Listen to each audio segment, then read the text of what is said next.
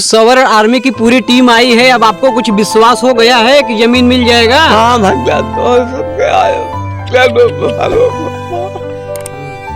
देख रहे हैं क्या स्थिति है। शर्म नहीं आती है ऐसे अपराधियों को, ऐसे कर्मचारियों को, ऐसे प्रशासनिक अधिकारियों को कि इनके साथ ऐसा दुराचार दुर्व्यवहार। सुना और बहराइच से आ गए, लेकिन यहाँ क्षेत्र के जो बड़के बड़के नेता अपने आप को बनते हैं, फॉर्च्यूनर से चलते हैं, वो अभी तक देखने तक नहीं आए। इस पे आप क्या कहना चाहेंगे? भाई वही तो हमारे प्रवीण जी ने भी कहा कि अगर ये कोई अरबपति होते तो वो नेता दौड़ करके पहुंच जाते। ये गरीब है ना, इसीलिए इनकी कोई सुनवाई नहीं। लड़ाई लड़ते हैं। ऐसा तो नहीं है कि कैमरा के सामने ऐसा बोल रहे हैं। आप देखे नहीं क्या, हमें जानते नहीं क्या सवर्ण आर्मी के बारे में? सुन, बुझी समा फिर से जल सकती है और किश्ती तूफानों से सकुशल गुजर सकती है। और इरादे न हार, मायूस न हो, हिम्मत न हार मेरे बाबा, तेरी तकदीर किसी भी वक्त बदल सकती है। नमस्कार, मैं दिलीप दुबे और आप देख रहे हैं डीडी मीडिया। साथियों, आज मैं प्रयागराज जिले के बस्ती गांव में मौजूद हूं और पिछले वीडियो में जैसा कि आपको दिखाया था कि बाबूजी का जो जमीन है 4 बिस्वा बताकर 50 बिस्वा जमीन जो है बैनामा करा लिया गया है। उसी के परिप्रेक्ष्य में आज आप देख सकते हैं सवर्ण आर्मी की पूरी टीम आज यहाँ पे मौजूद है। यहाँ पे राष्ट्रीय महासचिव जी हैं और जिला अध्यक्ष जी हैं प्रयागराज, और इन्हीं के जो है जिले का मामला है। आज बात करते हैं कि क्या बाबा जी को न्याय मिल पाएगा या नहीं। तो आपका बहुत बहुत स्वागत है भैया। बहुत बहुत धन्यवाद भैया दुबे जी। और हम इसीलिए आए हैं, हमने एक वीडियो देखा, शायद आकाश जी का वीडियो था। तो उसमें मैंने देखा कि ये बाबा जी जो है बहुत ही परेशान, दुखी और रो रहे थे कि मेरी पूरी ज़मीन कब्जा कर ली गई, मेरे पूरी ज़मीन को लिखवा लिया गया ज़बरदस्ती। ठीक है, मैं आपको बताना चाहता हूँ कि इसमें जो भी सम्मिलित हैं, चाहे वो प्रशासन हो, चाहे शासन हो, चाहे जो हो, किसी को नहीं छोड़ा जाएगा। सवर्ण आर्मी का राष्ट्रीय महासचिव मैं ठाकुर शिवम सिंह ये वचन देता हूं कि किसी को नहीं छोड़ेंगे, सभी से हिसाब किताब लिया जाएगा।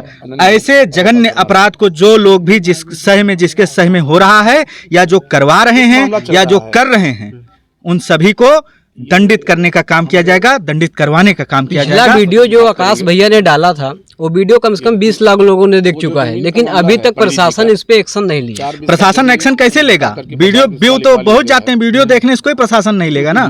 प्रशासन के मुंह पर जब हम खड़े हो जाएंगे पूरी आर्मी लेकर के, सवर्ण आर्मी, तब उनको लगेगा, तब वो करेंगे। क्योंकि दादाजी जब लिखने गए तो रजिस्ट्रार एक भी बार पूछा भी नहीं।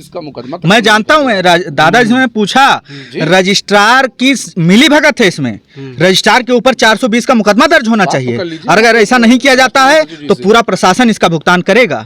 जब आंदोलन होगा पूरे प्रदेश में ना, तो ये जान ले, योगी जी भी सुन ले और ये पूरा प्रशासन भी सुन ले, अगर इस मामले को जल्द से जल्द नहीं निपटारा कराया गया, दादाजी की जमीन अगर वापस नहीं की गई ऐसे अपराधियों से, तो ये जान लीजिए कि बहुत बड़ा आंदोलन होगा इस प्रयागराज की धरती पर। इसमें कोई तो सुना और बहराइच से आ गए, लेकिन यहाँ क्षेत्र के जो बड़के बड़के नेता अपने आप को बनते हैं, फॉर्च्यूनर से चलते हैं, वो अभी तक देखने तक नहीं आए। इस पे आप क्या कहना चाहेंगे?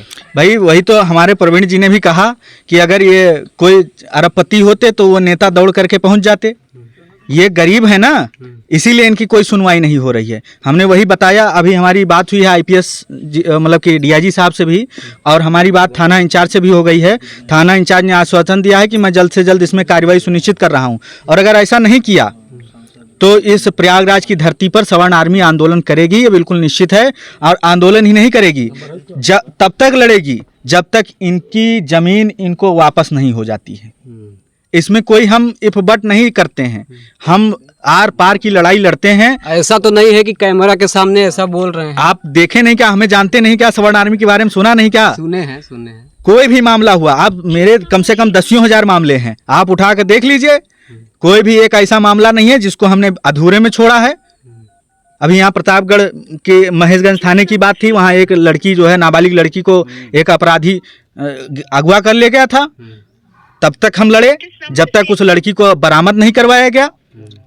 हमारे ऊपर मुकदमा दर्ज हो गया, उसका हमें कोई गम नहीं है, उसकी हमें कोई सोच नहीं है, लेकिन हमने उस लड़ाई को लड़ा। हमारे 88 कार्यकर्ताओं पर मुकदमा दर्ज हुआ, पवन जी के समेत, प्रवीण जी के समेत हमारे ऊपर लेकिन हम लड़ते रहे और इनके साथ भी मैं वचन देता हूँ उसी तरीके से लड़ते रहेंगे, उसी जज्बे के साथ लड़ते रहेंगे जब तक इनकी ज़मीन और इनकी संपत्ति इनको वापस नहीं करवा देते हैं और इनके लिए हम इनकी व्यवस्था नहीं मुहैया करवा देते हैं, इनके लिए रहने के लिए मकान नहीं दिलवा देते हैं। बाबू, सवर आर्मी की पूरी टीम आई है, अब आपको कुछ विश्वास हो गया है कि जमीन मिल जाएगा? हाँ भैया, तो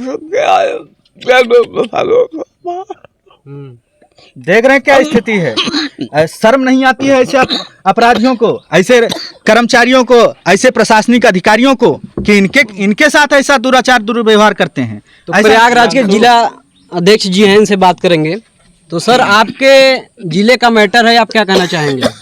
सर्वप्रथम तो मैं आपको बहुत तहे दिल से दिलीप जी प्रणाम करता हूं, नमन करता हूं, वंदन करता हूं और आपको धन्यवाद देता हूं कि आप जो है हम जैसे लोगों पर जो है मुहिम छेड़ने का प्रयास किया। आज मैं बताऊं, बहुत दुखी हूं।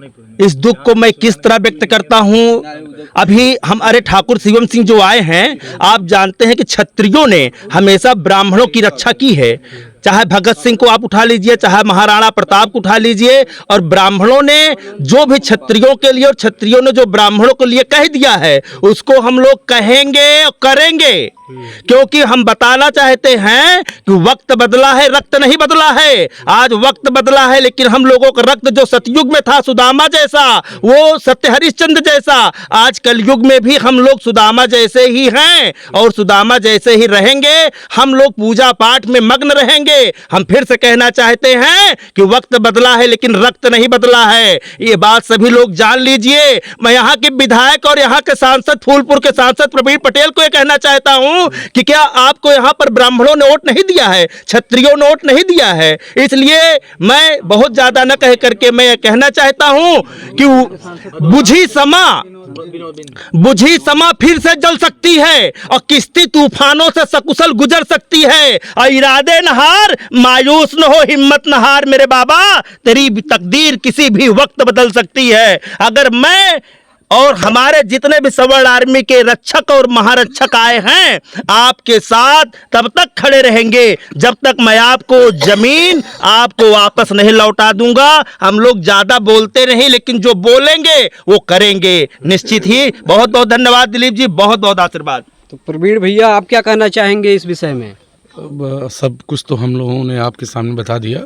अब कहना यही है कि कल किसी भी दशा में प्रयागराज कमिश्नर एडिशनल सीपी साहब के यहाँ हम लोग बाबूजी को लेकर उपस्थित होंगे। तो मान लिया जाए कि बाबूजी को न्याय मिल जाएगा? आपको आश्वस्त करता हूँ कि न्याय आपको विदिन 72 घंटे के अंदर दिखना चालू हो जाएगा, ये आपको आश्वस्त करता हूँ। आदरणीय राष्ट्रीय महासचिव जी के और राष्ट्रीय अध्यक्ष जी के कुशल नेतृत्व और मार्गदर्शन में बहुत बड़ा तो नहीं, लेकिन आपको ये बता दूं कि आने वाले 72 घंटों में आप परिणाम देखना चालू कर देंगे। धन्यवाद। आप क्या कहना चाहेंगे? बिल्कुल, हम यही कहना चाहेंगे कि जहाँ भी सवर्ण आर्मी लगी है वहाँ न्याय मिला है। उदाहरण के लिए आपको बता दें, प्रतापगढ़ में एक ब्राह्मण कन्या का अपहरण हुआ था। 3 महीने तक प्रशासन सोया हुआ था, कुछ भी कार्रवाई नहीं हुई। सवर्ण आर्मी ने उसका संज्ञान लिया, उसके बाद भी कोई कार्रवाई नहीं हुई थी। तो हम लोग ने महेशगंज थाने पे धरना प्रदर्शन किया था। उसके दूसरे दिन ही लड़की बरामद हुई, लेकिन संजोग से हमारे 88 भाइयों के ऊपर फर्जी मुकदमा लगा। तो जब हम लोग किसी चीज़ को संज्ञान में लेते हैं तो उसे जब तक अंजाम तक नहीं पहुंचाते हम लोग बैठते नहीं हैं। आपके माध्यम से पूरे समाज को हम लोग ये बताना चाहते हैं कि दादा को भी न्याय मिलेगा, और नहीं मिलेगा तो जैसे हमारे बड़े भाई शिवम भैया ने बोल दिया है कि एक बहुत बड़ा आंदोलन होगा, तो होगा। हमारी पूरी टीम भरपूर साथ दे के आंदोलन करेगी अगर दादा को न्याय नहीं मिलता है तब। और इसके कई उदाहरण पड़े हुए हैं कि जहाँ भी सवर्ण आर्मी ने इंटर किया है वहाँ पे न्याय मिला है। बस विश्वास का एक आस जो है आज यहाँ पे सवर्ण आर्मी जो है जगाने का कार्य कर रही है। तो इसी के साथ मैं दिलीप दुबे, बहुत बहुत धन्यवाद।